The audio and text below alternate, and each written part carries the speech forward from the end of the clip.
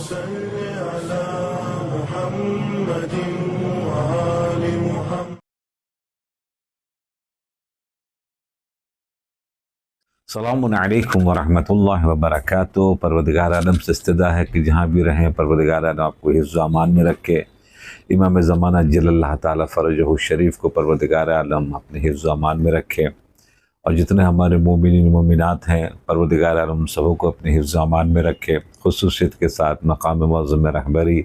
और जितने भी हमारे मराज कराम बड़ी बड़ी शख्सियतें जो हैं इल्मी हमारी मौजूद हैं इराक़ और ईरान के अंदर में, परवरदिगार उन सब की मुहाफ़िज़त फ़रमाए, हमारे मकामात मुक़द्दसा की हिफाजत फ़रमाए।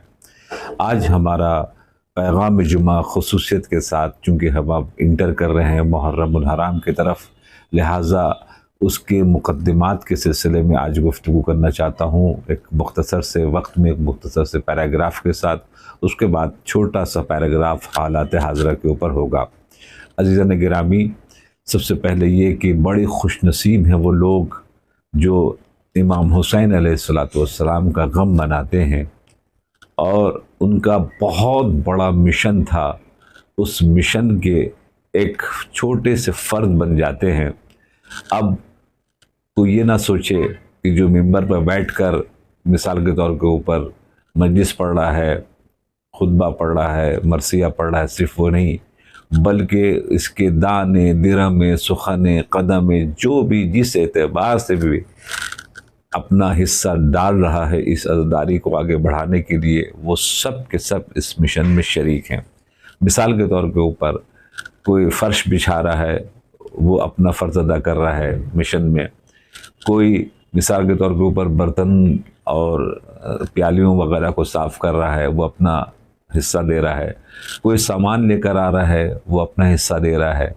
कोई अंजुमन के सिलसिले में शेर लिख रहा है, नोहे लिख रहा है, वो अपना हिस्सा। कुछ मातमदार वाले हैं जो मातम की प्रैक्टिस कर रहे हैं, वो अपना हिस्सा दे रहे हैं। इसी तरीके से जो ख़तीब हैं वो अपनी अपनी तैयारियाँ माशाल्लाह से कर रहे हैं, वो अपना एक हिस्सा दे रहे हैं। इसी तरीके से जिन लोगों ने लाइट का इंतज़ाम किया है, पानी का इंतज़ाम किया है, तबर्रुकात का इंतज़ाम किया है, ये सब के सब मिशन में शामिल हैं। ये बहुत बड़ा मिशन है, इसलिए रसूलुल्लाह ने एक फरमाया था ना कि एक कौम पैदा होगी कि आपके जवान के ऊपर वो जवान रोएंगे, उनके बच्चों के ऊपर बच्चे रोएंगे। लोग अपने गमों को बहुत जल्दी भूल जाते हैं। चेलों के बाद आहिस्ते आहिस्ते गम जनाब बड़ा से बड़ा क्यों ना हो वो कम हो जाता है, मगर अज़ादारी इमाम हुसैन अलैहिस्सलाम की एक बरकत है। बहुत सी चीज़ें हैं जो इंशाअल्लाह दरमियान गुफ्तगू में मैं आपको बताऊंगा, मगर मैं मुक़द्दिमात के सिलसिले में अर्ज़ कर रहा हूँ। उस ख़ास करके अगर आप इस फ़लसफ़े अज़ादारी को देखें तो आपको इंशाअल्लाह बहुत कुछ नज़र आएगा। जैसे कि ये काला कपड़ा जो है मिसाल के तौर पर वो गम की अलामत है। खाने काबा के ऊपर भी काला कपड़ा। कुछ लोग जो एतराज़ करते हैं कि आप काला कपड़ा क्यों इस्तेमाल करते हैं, तो ये आपको एतराज़ करने वाले कोई हिंदू नहीं होगा, कोई क्रिश्चियन नहीं होगा, कोई बुद्धिस्ट नहीं होगा।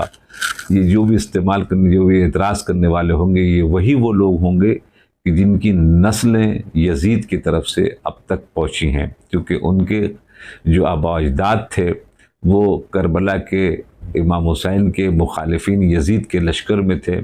अब चूँकि ये आज़ादारी करने के सबब से उनका जुल्म उनके आबा अजदाद का उजागर हो रहा है, इसलिए उनको तकलीफ़ होती है। तो कभी मातम के ऊपर एतराज़ करेंगे, तो कभी रोने के ऊपर एतराज़ करेंगे, तो कभी काला कपड़े के ऊपर एतराज़ करेंगे, तो कभी तबर्रुकात के ऊपर एतराज़ करेंगे। ये 1400 साल से ये होता चला आ रहा है, और साल भर तक इसके लिए कोशिश करते हैं। जैसे कि बड़ी अच्छी बात है, एक मुहावरा है हमारे उर्दू में, कहते हैं 100 सुनार की 1 लोहार की। ये साल भर तक सुनार जो है वो कुट कुट कुट कुट कुट कुट अपना छोटे से हथौड़ी से वो बनाता रहता है नक्शा, वो ठोकता रहता है अपनी अंगूठी की तरफ, मगर एक मर्तबा जैसे ही कोई लोहार होता है जो मारता है खंबड़, तो वो चकनाचूर कर देता है, वो ठीक कर देता है या संभाल देता है। तो इसीलिए कहा जाता है कि 100 सुनार की 1 लोहार की। ये साल भर तक कोशिश करते हैं, मगर जैसी मुहर्रम आता है, ये मुहर्रम में इतने दुरूस हैं, इतने सबक हैं, इतने मैसेजेस हैं, कि जिसको शुमार करना बहुत मुश्किल है। इंशाअल्लाह हम आइंदा के पैराग्राफ में एक एक दो चार चीज़ों के ऊपर इंशाअल्लाह हम रोशनी डालेंगे। आज तो सिर्फ मुकद्दमात के तौर के ऊपर तो ये जो अब आज़ादारी कर रहे हैं, ये ख़ुद एक मौजज़ों में से एक मौजज़ा है। तो लोग अपने अजीज़ व अक़ारिब के बड़े बड़े गमों को भूल जाते हैं, मगर अल्हम्दुलिल्लाह ये आज़ादारी इमाम हुसैन अलैहिस्सलातु वस्सलाम है कि जो दुआए फ़ातिमा ज़हरा है। शेर याद आ गया कि बलाए फ़ातिमा लेती हैं उनके हाथों की, जो हाथ मातम शब्बीर में उठाते हैं। एक तेहरान का टॉप 10 ताजिर, यानी अब ईरान के अंदर में 10 पैसे वालों में से वो एक आदमी था जो इतना पैसे वाला था, जो टॉप 10 में उसकी गिनती थी। वो हर मुहर्रम के अय्याम में छुप कर बर्तन धोता था। तो कुछ लोगों को जब पता चल गया कि ये फ़ला जो डायरेक्टर है, जैसे कि यहाँ पर हमारे यहाँ अंबानी है, अडानी है, बहुत पैसे वाले बिल गेट्स हैं, या मिसाल के तौर पर बहुत दूसरे और पैसे वाले हैं अरब में, तो अब ऐसे अगर लोग किसी प्रोग्राम में बर्तन धोएं छुप कर, तो ये एक अजूबा और एक बहुत बड़ा मामला हो जाता है इसके ऊपर। तो उस लोगों को जब पता चला तो कैमरा लेके जनाब वहाँ पहुँच गए। तो उसने बहुत बचने की कोशिश की, और कोशिश करने के बाद जो है कि ये कैमरा वाले नहीं माने कि नहीं, आपको बताना पड़ेगा कि आप इतने बड़े पैसे वाले होकर कि जो टॉप 10 में गिनती है, आपके करीब जाना बहुत मुश्किल है, इतनी सिक्योरिटी आपकी होती है, मगर यहाँ बग़ैर सिक्योरिटी के आप बाकायदा जो यहाँ मुलाजिमीन का लिबास है वो पहन के आज़ादारी इमाम हुसैन अलैहिस्सलाम के बाद जो बर्तन गंदे हुए हैं उन बर्तनों को आप धो रहे हैं, पतीलों को धो रहे हैं। इसके पीछे राज क्या है, वो राज हम समझना चाहते हैं।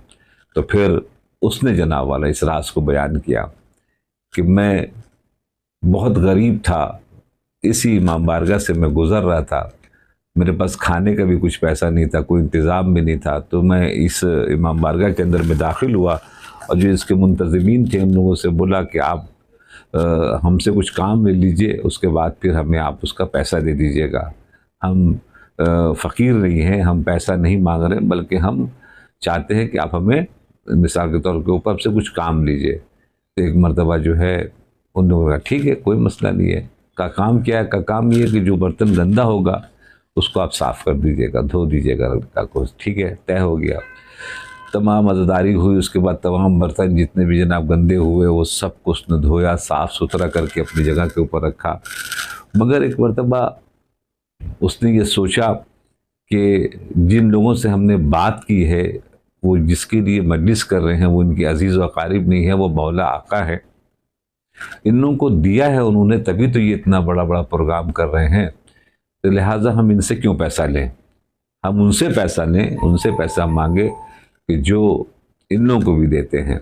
लिहाजा जब उन लोगों ने, जिन लोगों ने हायर किया था, इसको पैसा देना चाहा तो उसने कहा नहीं, मुझे कुछ पैसा नहीं चाहिए, और हमने जो काम किया था हम अब उनसे पैसा लेंगे जिनके नाम पर ये मजलिसें हुई हैं। और ये बोलकर उन्होंने बहुत कोशिश की देने के लिए, बहुत कोशिश की, मगर वो नहीं माना। आखिर में फिर वहाँ से इमाम बारगाह से चला गया।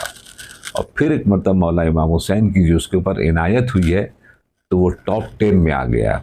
आपने देखा, आपने गौर फरमाया, बहुत से ऐसे वाक़यात हैं कि जो मिलते हैं कि लोग कहाँ से कहाँ पहुँच गए इस आज़ादारी करने के सबब से।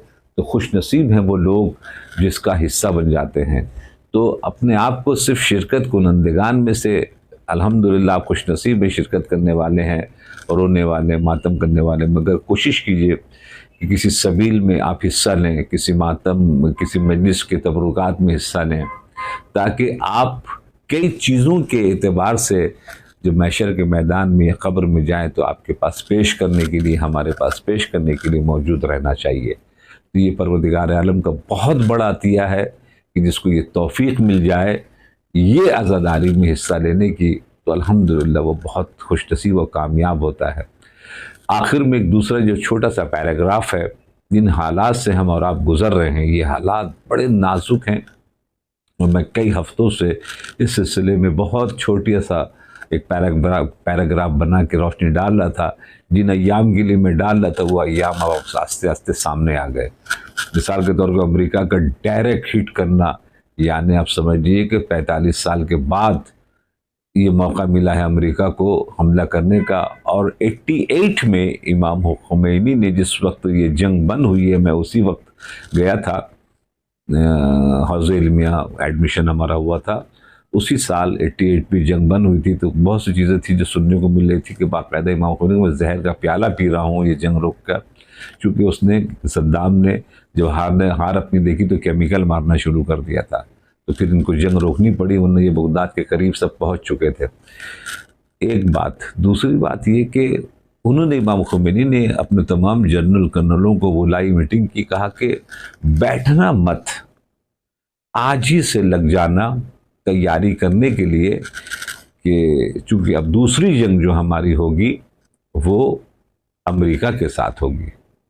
यानी अब हमारे बुजुर्ग कितने दूर अंदेश थे, ये आरिफ इमाम खुमैनी रिज़वानुल्लाह ताला अलैह, और अफ़ा हमारे यहाँ बहुत कम हैं, मगर हैं जो बहुत पाए के हैं, जिसमें से एक इमाम खुमैनी रिज़वानुल्लाह ताला अलैह भी थे। तो उन्होंने कहा था जंग होगी हमारी, उसकी तैयारी करो।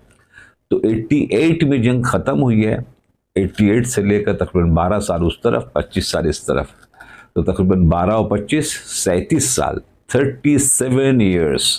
37 ईयर्स में इन लोगों ने मुस्तकिल तौर के ऊपर आ गए शहीद, जो बेचारे इस वक्त शहीद हो गए, हाज अलीज़ादे जो मिसाइल वगैरह के हेड थे, उन्होंने कहा था हमने रात दिन अपने रहबर के इस ज़बान के ऊपर यकीन किया कि हमारी भिड़न होगी अमेरिका के साथ, हम लोग तैयारी कर रहे थे।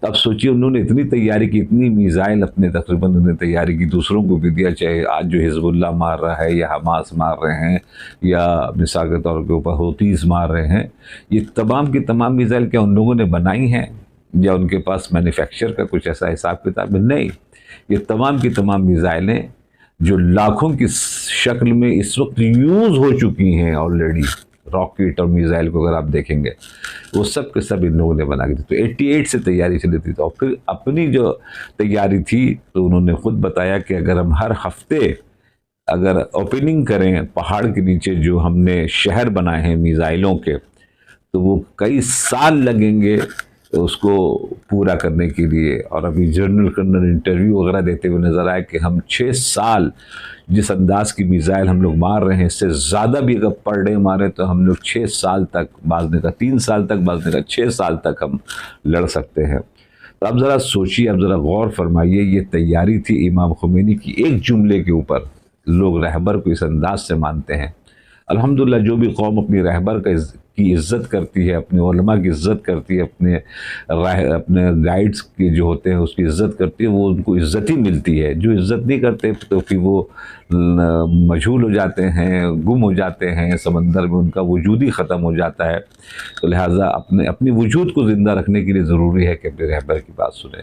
तो अब वो दौर आ गया कि जिसकी रिवायतों में है कि यमनी और खुरासानी दाखिल होंगे बैतुल मुक़द्दस की तरफ, और इंशाअल्लाह नमाज जमात होगी। उस तरफ बढ़ता हुआ कदम नज़र आ रहा है, और दुश्मन अपने खबासत के साथ जो काम अंजाम दे रहा है, दुनिया वाले इस वक्त 2 पैराग्राफ के ऊपर आ गए हैं। वही जैसे 61 हिजरी में था, या हुसैनी बनो या यजीदी बनो, बस बीच का रास्ता नहीं है। बीच का रास्ता करबला वालों ने भी नहीं छोड़ा, और आज भी तकरीबन वही सिचुएशन आ गया है। या यजीदियों की तरफ हो जाओ या हुसैनी। तो इस वक्त शिया वर्सेस वर्ल्ड, हक वर्सेस बातिल, सच वर्सेस झूठ। अब देख लीजिए आप दुनिया किस तरफ है खड़ी हुई है। तो कल आप जो ताज्जुब करते थे कि 9 लाख का लश्कर यजीद बाज रिवायतों में लेकर आया। 9 लाख आदमी गलत हो सकते हैं 72 की जगह के ऊपर। यस, आप देख लीजिए, वो हमला करने के बाद यूनाइटेड नेशन के अंदर में वो इतने कमज़ोर हैं world court, human rights, United nation इतना कमज़ोर है कि वो महकूम भी नहीं कर सका, कोई कतनामा भी नहीं ला सका, और बोलते हैं कि हम दुनिया की हिफाजत करना चाहते हैं, इंसानों की हिफाजत करना चाहते हैं। इसमें समझ में आ गया अदालत का सिलसिला ख़त्म हो गया है। इमाम ज़माना के ज़हूर से पहले ऐसी कि जस्टिस ख़त्म हो जाएगा, जुल्म जगह जगह भर जाएगा, भर चुका है। तो अल्हम्दुलिल्लाह अब हम ज़हूर से करीब पहुँच रहे हैं और इंशाअल्लाह जअल हक़ व ज़हक़ल बातिल इन्नल बातिल काना ज़हूक़ा, इस आवाज़ को जो जिब्रील बयान करेंगे बुलंद आसमान से, उसके लिए कान अब तरस रहे हैं कि इंशाअल्लाह वो दिन दूर नहीं है, जल्द अज जल्द आए, ताकि हम इंशाअल्लाह बेहतरीन अंदाज से फिर इमाम के साथ अज़ादारी मना सकें अब अब्दुल्लाह इमाम हुसैन की। अपना बहुत ख्याल रखिएगा, दुआ में याद रखिएगा। फिर से एक बार दुआ है कि परवरदिगार हमारे मोमिनीन की मुहाफ़िज़त फरमाए परवरदिगार आलम, और हक़ को, ईरान को, हमारे मराजे कराम को जीत और कामयाबी नायत फरमाए। अस्सलामु अलैकुम व रहमतुल्लाहि व बरकातहू।